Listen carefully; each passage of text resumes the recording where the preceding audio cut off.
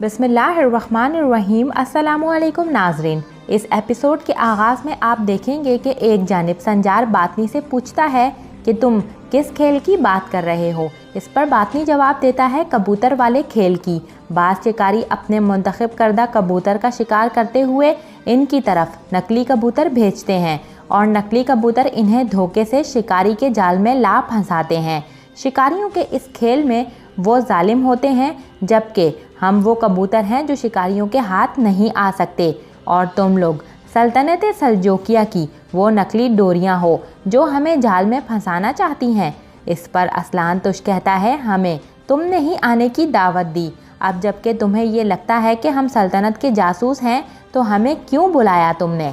इस पर बातनी जवाब देता है ताकि हम तुम्हें भेजने वाले इन जालिम शिकारियों को बता दें कि हमें धोखा नहीं दिया जा सकता। इसी के साथ बातनी अपने घोड़ों से नीचे उतर आता है और फिर बातनी कमांडर संजार और असलान तुश से कहता है, तुम लोगों का सफ़र यहीं तक था। इस पर संजार और असलान तुश बड़े सुकून से अपने घोड़ों से नीचे उतर आते हैं और फिर संजार अचानक से अपनी तलवार निकालता है और उसे ज़मीन में घोंपते हुए कहता है, अगर तुम्हें शक है तो आओ, जालिमों के होते हुए हम तुम पर तलवारें नहीं उठाएंगे या फिर हमारे रास्ते से तुम हट जाओ। हम तुम लोगों के बगैर ही जुल्म के खिलाफ लड़ाई करते रहेंगे।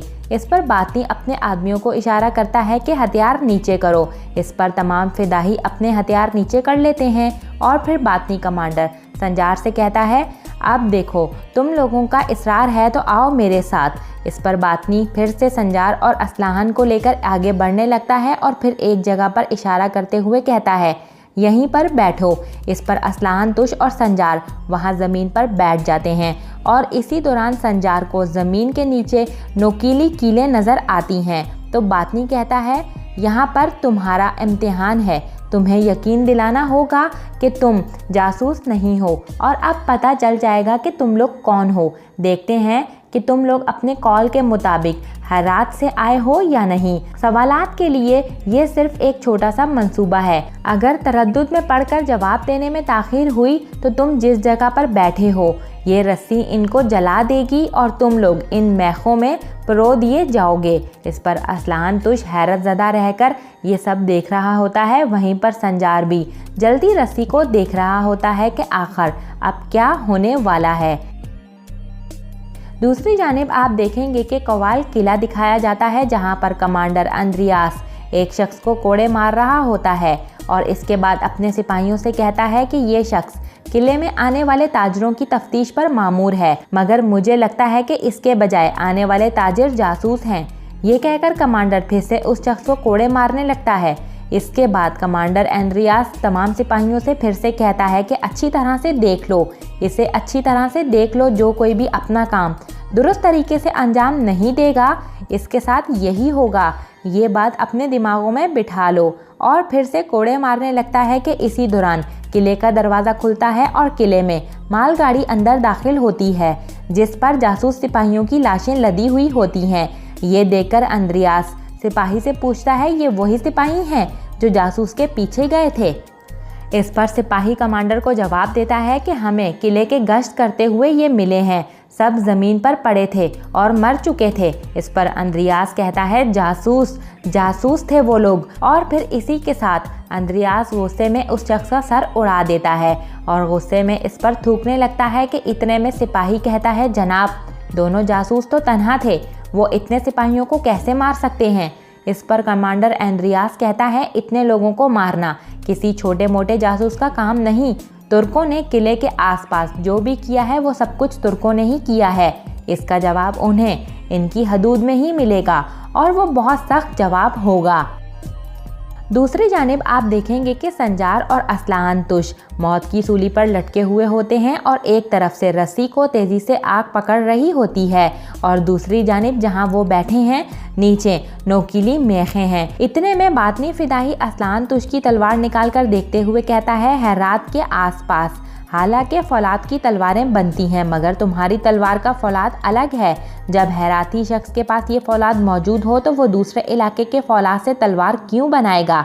इस पर असलान तुश जवाब देता है कि ये नियत के इलाके की फौलाद है। हेरात के आसपास तलवारें इस्तेमाल करने के लिए नहीं बल्कि फ़रोख्त करने के लिए बनाई जाती हैं। इसीलिए हेरात के कबायली जवान अपनी तलवारें नियत के फौलाद से बनाते हैं। इसी दौरान संजार इस आग को देखने लगता है जो तेज़ी से इनकी जाने भी बढ़ रही है।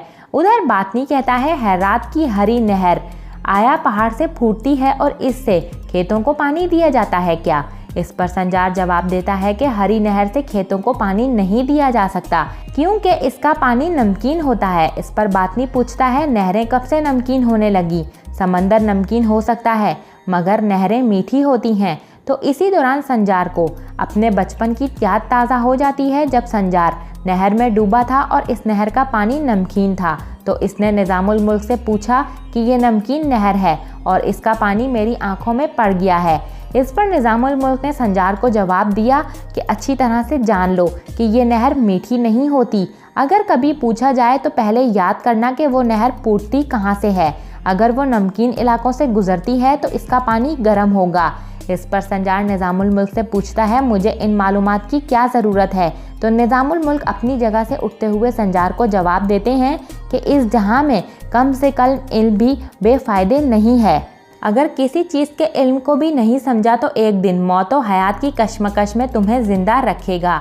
वही तमाम बातें याद करते हुए संजार बातनी को जवाब देता है कि तुम गलत हो, ये नहर का पानी मीठा नहीं होता क्योंकि अगर इसका पानी किसी नमक वाले इलाके से गुजरता है तो वो गर्म होगा और इसी वजह से चूँकि हरी नहर नमकीन इलाकों से गुजरती है तो इसका पानी खेतों को नहीं दिया जा सकता। संजार के इस जवाब पर हैरानगी से बातनी संजार और असलान तुश की जानिब देखने लगता है। फिर तलवार से उस आग की लपेट में ली हुई रस्सी को काट देता है। इसके बाद संजार और असलान तुश से कहता है कि यकीन दिलाया कि तुम लोग हेरात से ही आए हो। ये इम्तिहान सिर्फ तुम लोगों के लिए ख़ास नहीं था क्योंकि सल्जोक अपने जासूस हमारे अंदर दाखिल करना चाहते हैं तो हम नए आने वाले हर शख्स से इम्तिहान लेते हैं। मुख्तसरन ये कि तुम दोनों इम्तिहान में पास हो चुके हो। इस पर बातनी असलान तुश को उसकी तलवार वापस करते हुए कहता है अब तुम लोगों को मुनासिब मकाम पर ले जाया जा सकता है, आओ मेरे साथ। इसी के साथ संजार और असलान तुश बातनी के साथ वहां से रवाना हो जाते हैं। दूसरी तरफ आप देखेंगे कि महल में पहुंचकर मलिक शाह अपने मुहाफिज से कहते हैं कि जख्मियों को फौरन तबीबों के हवाले किया जाए। उधर दूसरी जानिब बातनी जासूस महल में मलिक शाह की आने की खबर देने के लिए फौरन हसन की तरफ दौड़ता है। दूसरी तरफ हसन अपने कमरे में बैठा शतरंज के मोरे गिराते हुए कहता है गुमुश्तकीन ओनार, पहले और फिर मजीदुल मुल्क, उसके बाद ताजिल मुल्क और फिर आखिरी में बारी आएगी निज़ामुल मुल्क की। एन इसी वक्त कमरे का दरवाज़ा खुलता है और हसन का जासूस उसे आकर खबर देता है कि सुल्तान मलिक शाह महल में वापस आ चुका है, लिबास भी तब्दील कर रखा है और चंद ज़ख्मी सिपाही साथ हैं।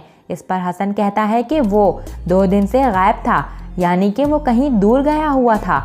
फौरन जाकर इस सिपाही से हाल अहवाल मालूम करो। इस पर जासूस कहता है जो हुक्म और फिर सिपाही की तरफ रवाना हो जाता है। दूसरी जानिब आप देखेंगे कि बातनी कमांडर संजार और असलान तुश को लिए एक तरफ जा रहा होता है। तो इसी दौरान संजार पूछता है कि ये रास्ता तो शिल्मजार को जाता है, क्या हम वहीं पर जा रहे हैं? इस पर बातनी जवाब देता है शिल्मजार ही वो जुल्म का सहरा है, मैं तुम लोगों को इस सहरा के सांपों के पास ले जाऊंगा। बातनियों के इलाके में जहां हम जा रहे हैं वो ज़ाहिरी तौर पर नज़र आने वाली एक जन्नत है।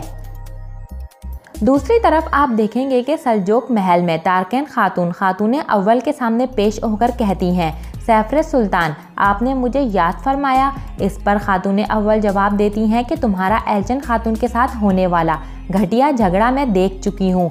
तुम सालों से सुल्तान की खातून हो, तुम नहीं जानती कि महल में मौजूद मेहमान से कैसे पेश आया जाता है और ख़ास तौर पर हुक्मरान ख़ानदान से ताल्लुक़ रखने वाले मेहमान से। तुम मेरी उम्मीदों को मिट्टी में मिला चुकी हो तारकेन खातून।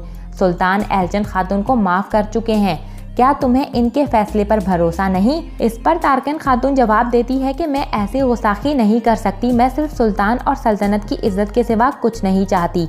मगर जैसा कि आपने फरमाया, मैं सालों से सुल्तान की खातून, इस अरसे में सुल्तान को नुकसान पहुंचाने वाले हमारे हज़ारों दुश्मन देख चुकी हूँ और मैंने चाहा कि दुश्मन एक बार बगावत का सर उठाए तो फिर वो नहीं झुकाता।